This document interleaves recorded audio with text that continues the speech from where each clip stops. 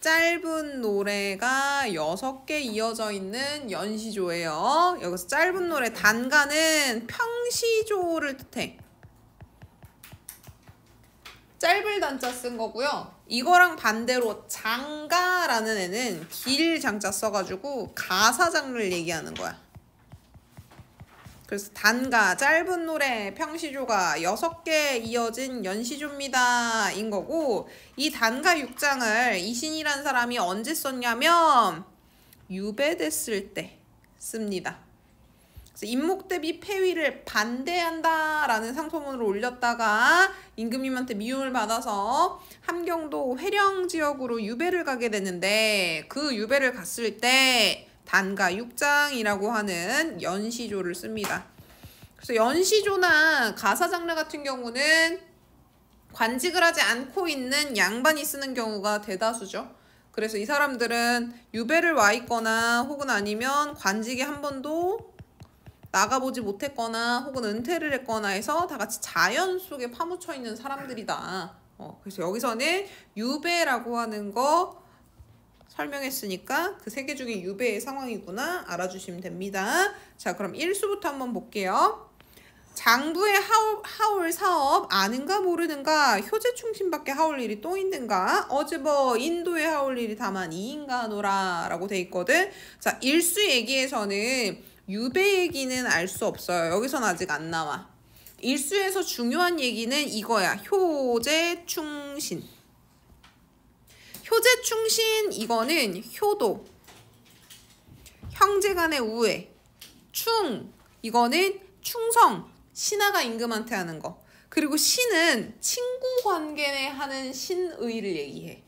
여기서 말하는 효제충신은 부모와 형제 그리고 임금 그리고 친구에게 해야 할 일들을 유교적으로 정리해 놓은 걸 얘기합니다.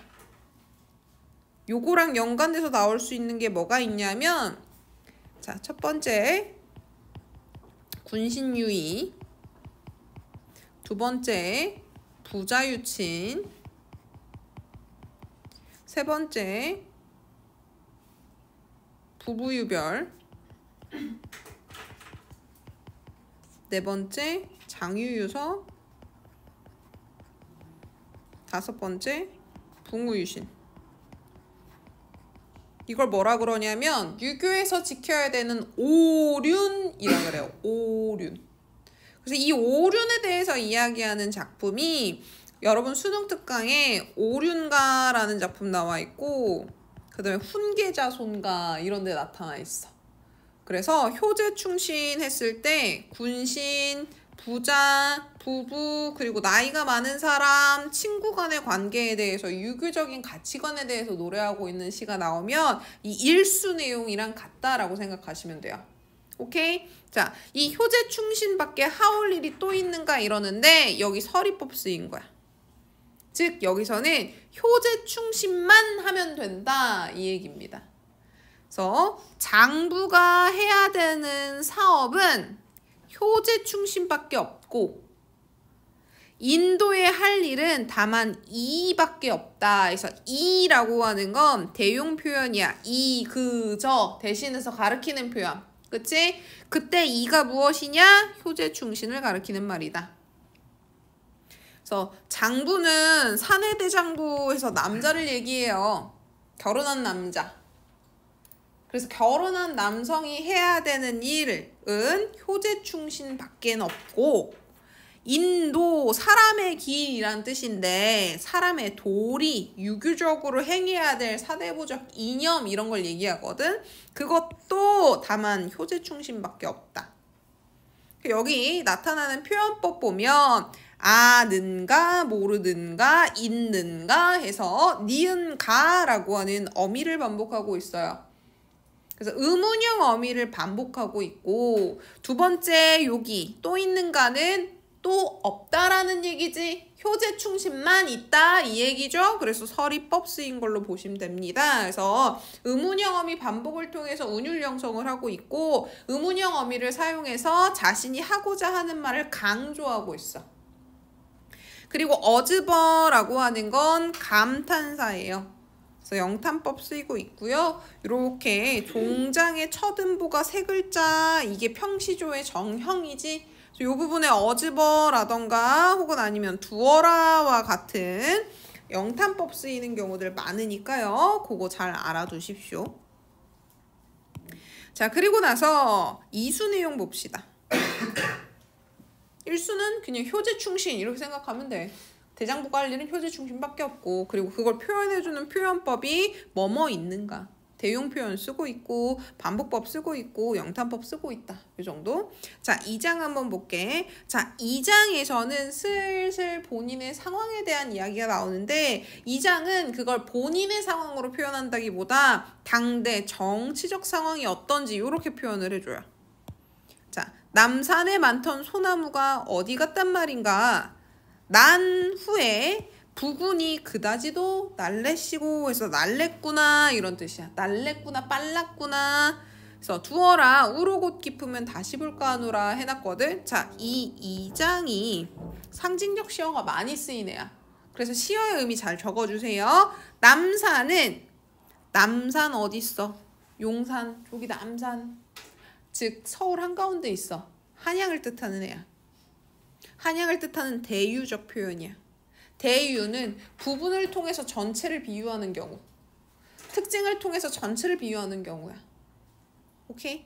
자, 그 한양에 많던 소나무가 어디 갔니? 소나무는 지조와 절개를 상징하는 나무지. 그래서 여기선 충신들을 뜻해. 그래서 한양에 많던 충신들이 다 어디로 갔단 말인가 하거든. 이거는 서리적 영탄이야. 진짜 질문이 아니라 안타까움의 표현인 거야. 그치? 자, 서리적 영탄이죠.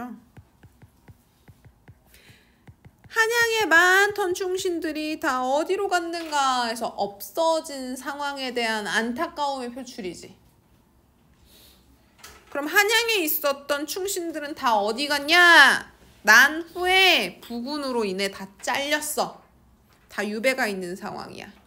여기서 나는 전쟁 뜻해요. 임진왜란입니다. 임진왜란.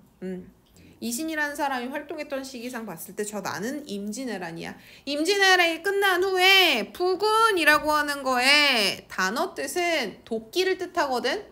도끼는 소나무를 자르는 존재지. 그래서 여기 나오는 충신들의 반대 세력들을 얘기해. 상징적으로. 그래서 저 반대 세력 때문에 지조와 절개를 지키고 있었던 충신들이 다 잘려나간 거야. 그래서 임진왜란이 끝나고 정치적으로 간신들이 그만큼 빨랐구나 해서 영탄입니다. 여기도. 여기서 나타나는 감정도 충신들이 제거되는 상황에 대한 안타까움인 거죠.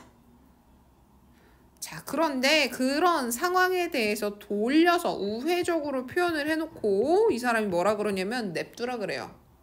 우로가 깊으면 다시 볼 수 있으니까 괜찮대. 여기서 말하는 다시 볼 수 있는 대상은 누구야? 소나무지. 이 소나무들이 지금 뭐 하고 있다고? 유배당에 있어.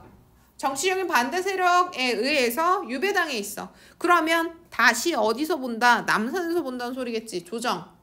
한양에서 다시 보는 건 유배에서 풀려난다는 소리야. 그러면 유배에서 풀려난다라고 하는 거에 조건은 우로가 깊어져야 된대. 비우에 이슬 노자야.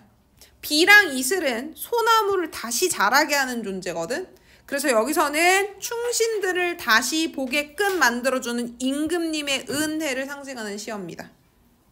그래서 얘를 해석을 해보면 한양에 많았던 충신들은 모두 다 사라졌다.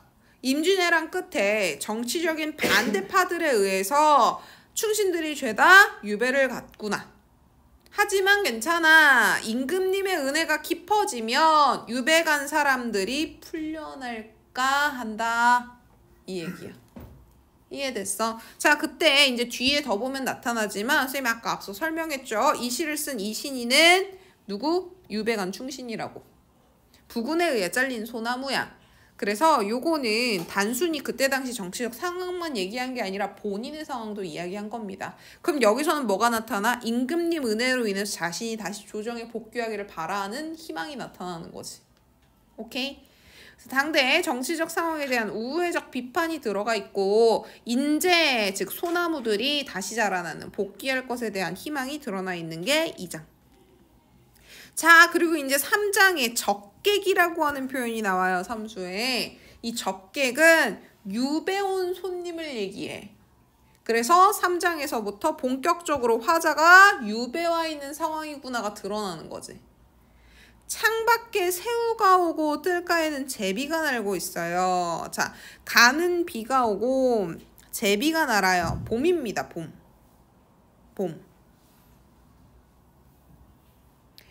자, 봄이라고 하는 계절적 배경 나타내주는 소재들이에요. 새우와 제비. 제비는 얘들아 철새다 쟤도. 봄 되면 오거든. 자, 그리고 창밖에 새우가 오고 있고 제비가 날고 있지. 시각적 심상을 사용하고 있는 경관묘사 부분이에요. 이 작품에는 시각적 심상이 꽤 사용이 되는데 경관이 묘사되는 이 부분과 그리고 이 앞에 소나무가 남산에 없다라 그랬지. 그러면 남산에 소나무가 없는 상황을 얘기해주고 있는 거라서 이것도 시각적 심상으로 봐. 알겠지? 자, 적객의 회포는 무슨 일로 끝이 없어. 저 제비 비비를 보고 한숨 겨워하나니. 자, 적객은 유배 중인 손님을 얘기하는데 이게 화자야. 이 화자가 회포 마음속에 품은 생각이 끝이 없대. 왜 그래? 유배 온 적객이니까 그렇겠지. 유배 중인 상황이라서 마음속에 품어있는 생각이 끝이 없어. 억울하고 너무 억울하고. 그치? 그래서 제비가 아까 뭐라고 했어? 난다 그랬지. 제비 비비하는데 이 비자가 날다 라는 뜻이야. 비상할 때 비자. 그래서 저 제비가 나는 모양을 보고 한숨 겨워 하는구나. 자, 이 한숨이라고 하는 거는 영탄법이야. 한숨 겨워 하는구나 이렇게 해석하시면 돼요. 어떤 감정이야? 자신의 처지에 대한 한탄, 안타까움 이런 거잖아. 그치? 근데 왜 제비를 보고 그런 생각을 했냐? 제비는 날아다니거든? 근데 이 적객은 유배와 있기 때문에 유배지 벗어날 수 있어? 없어? 없어요. 그래서 제비는 적객과 대조되는 대상. 그리고 이런 거 객관적 상관물이라고 보죠. 그래서 화자의 처지와 상반되는 대상이자 객관적 상관물로서 자유롭게 날고 있는 애입니다. 그래서 그걸 보고 뭐라 그런다? 한숨 겨워해요. 나는 날지 못하거든. 자유롭지 못하거든. 지금 적객의 상태로 유배와 있기 때문에 그렇습니다. 여기 비비도 마찬가지 날다라고 하는 동적 이미지가 나타나는 거라 시각적 심상 나타나요. 동적 이미지. 그리고 제비가 난다, 비비 이런 거 여기서 동적 이미지 나타난다 이렇게 생각하시면 됩니다. 요게 3장. 자, 3장에도 제비가 나오고 4장에도 제비가 나오는데 둘 다 객관적 상관물이거든. 네, 3장에 있는 제비는 나랑 뭐 하는 애였어? 대조되는 애였지. 4장에 있는 애는 내 친구입니다. 내 친구야. 그래서 4장의 제비는 화자의 친구와 같은 존재다. 그래서 3장에 있는 제비랑 4장에 있는 제비랑 의미가 달라. 같이 해석하시면 안 돼요. 알겠어? 자, 적객에게는 벗이 없어. 벗은 공량에 있는 제비밖에 없대. 종일 하는 말이 무슨 사설하는지고 어즈버 내 풀어낸 시름은 널로만 하노라 이러거든. 자, 요 4장도 해석이 조금 까다로워서 잘 봐주세요. 적객은 화자를 뜻한다 그랬지. 유배 온 사람. 유배 온 사람한테는 벗이 없어요. 당연히 없지. 그 지역에 아는 사람도 없고 그 지역에서 유배 온 사람한테 친절을 베풀 사람도 많지 않고. 그래서 내 친구는 공량하면 빈 들보 해가지고 간단히 얘기하면 천장이라 생각하시면 돼요. 들보는 이게 기둥이야. 그럼 기둥을 이렇게 이어주는 데가 들보야. 그럼 이 위에 석가래 깔리고 석가래 위에 지붕이 이렇게 기와 깔리고 하게 되는 거거든. 오케이? 그러면 요 기와와 들보 사이의 공간이 공량이라 생각하시면 됩니다. 그 밑에 제비가 집을 지은 거야. 공량의 제비만 내 친구야. 근데 이 공량의 제비가 뭐 하냐면 하루 종일 말을 한대. 근데 말하는 게 아니라 사실 뭔 거야? 하루 종일 제비가 우는 거겠죠. 그래서 청각적 심상을 자극해주고 있고 말한다 그러니까 의인화 시켜놓은 거야. 자, 그리고 요때 적게게는 벗이 없고 공량의 제비만 벗이다. 그래서 이 제비라고 하는 존재는 내 친구이자 동시에 내 시름을 떠올리게 하는 객관적 상관물이야. 자, 객관적 상관물은 총 3가지가 있을 수 있어.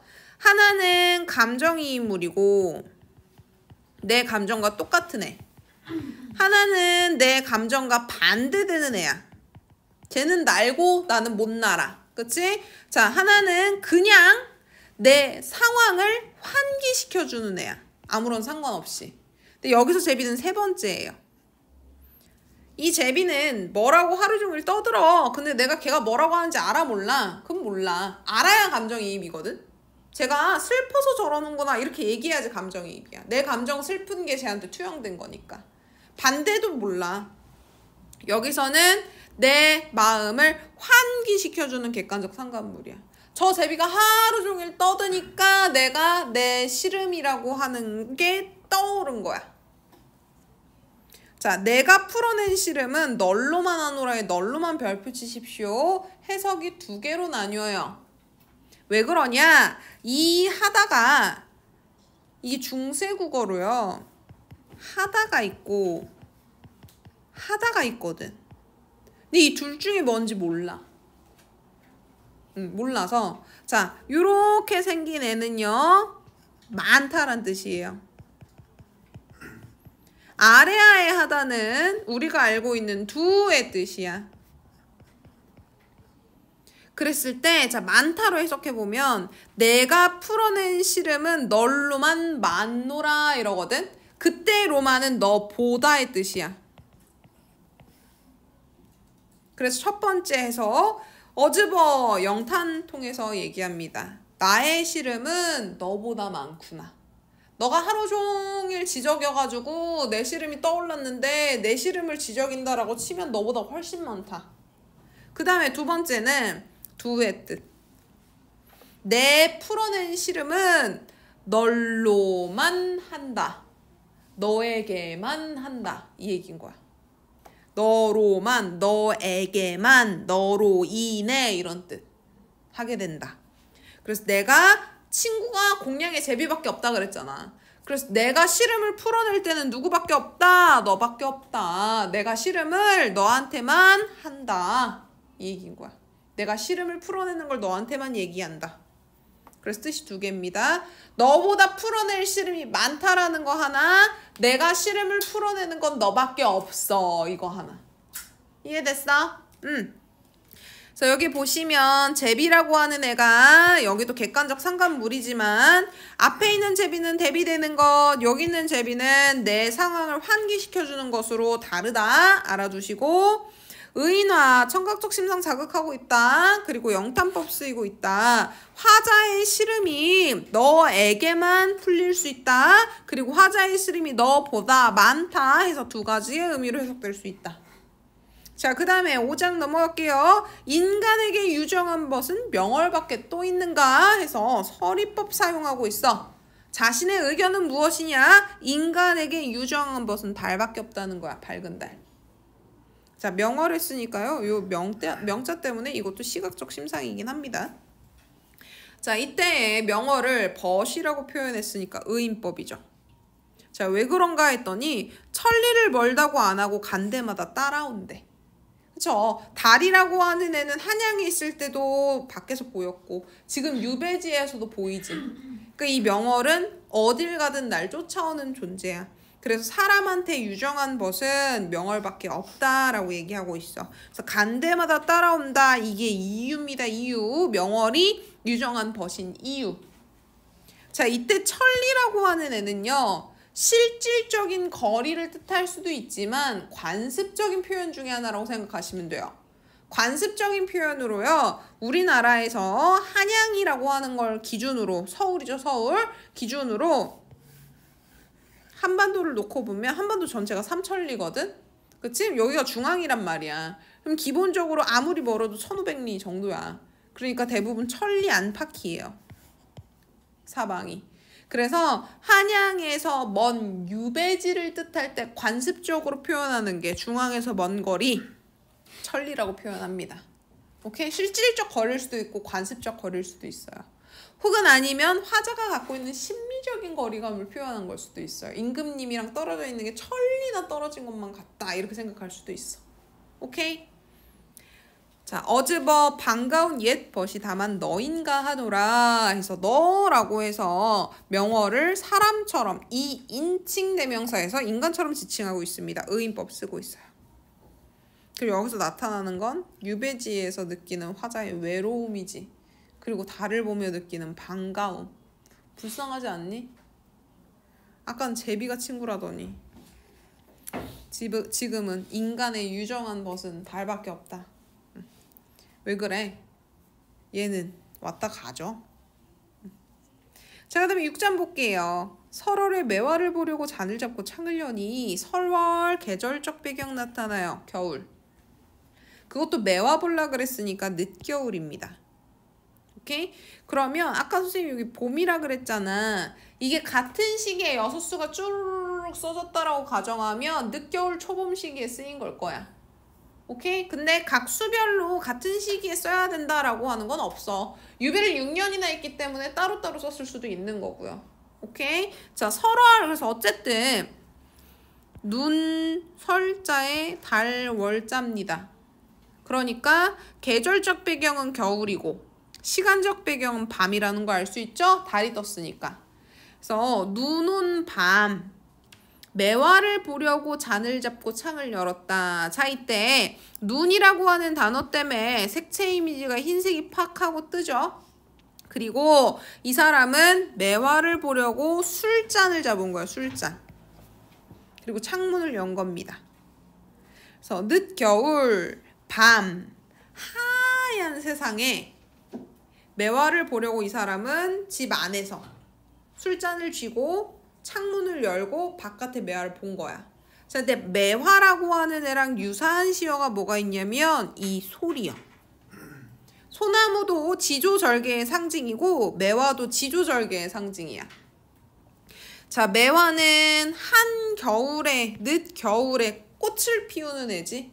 그러니까 겨울이 시련고난이라 그러면 시련고난을 이겨내고 펴야 될 때 피는 애라서 지주절개 상징이고, 소나무는 눈이 와도 푸르르니까 지주절개 상징이야. 섞인 꽃 여인 속에 잦은 것이 향기다. 자, 이 매화는 충신, 지조절개를 뜻하는데 얘가 지금 어떤 상태냐면 섞여 있고 여여 있어. 즉 지조절개를 상징하고 충신을 상징하는 이 매화가 여여, 유배와 있는 상태 얘기하는 거야. 오케이? 그럼 여기서 이 꽃은 누구야? 자기지? 유배와 있는 충신을 얘기하는 거야. 그래서 지조절개를 상징하는 매화고요. 얘가 지금 여였다 그랬으니까 유배 생활하는 화자 얘기하는 건데, 그 와중에도 향기로다 이래. 매화는 향기를 잃었어, 안 잃었어? 안 잃었어. 자기가 여여져 있고 유배와 있는 상황에서도 임금님을 향한 지조절개 충성심은 안 잃어버리고 있어. 여기서 향기는 후각적 심상 사용하고 있어요. 어즈버 감탄사. 호접이 이 향기를 알면 애가 끊일까 하노라. 자, 이 향기라고 하는 게 지조절개 충성심이지. 유배와 있는 내가 여전히 지조와 절개 충성심을 지니고 있다라고 하면 이 사람은 그 사실을 알면 애간장이 끊어질 것 같을 거래. 호접은 누구야? 임금님. 나를 이렇게 위해주는 신하가 유배에 가 있구나 라고 하는 걸 임금님이 알면 애 끊기는 것처럼 슬퍼할 거다라는 건데, 이건 사실 화자의 희망사항이죠. 그래서 임금님이 뭐 했으면 좋겠다는 거야? 우리를 기억해내서 다시 복직시켰으면 좋겠다라는 희망이 들어가 있는 표현. 그래서 여기서는 자신이 유배와 있는 상황일지언정 임금에 대한 충성심이라고 하는 건 변함없다. 밑에 볼게요. 제비 의미 알아두십시오. 3장의 제비랑 4장의 제비랑 둘 다 객관적 상관물이지만 3장은 나랑 대조되는 자유로운 존재고 4장은 내 친구다. 그 다음에 자연물의 의미에서 남산은 한양 뜻하고 소나무는 지조절개를 상징하는 충신들, 우로는 임금님의 은혜, 명월은 나에게 유일한 유정한 법, 그치? 그리고 매화는 지조절개인데 여윈꽃 하면 그게 유배와 있는 화자 자신을 뜻한다. 호접은 임금을 상징하는 시어다. 오케이. 자, 여기까지 질문 있어? 네, 그럼 단가육정 여기까지 볼게요.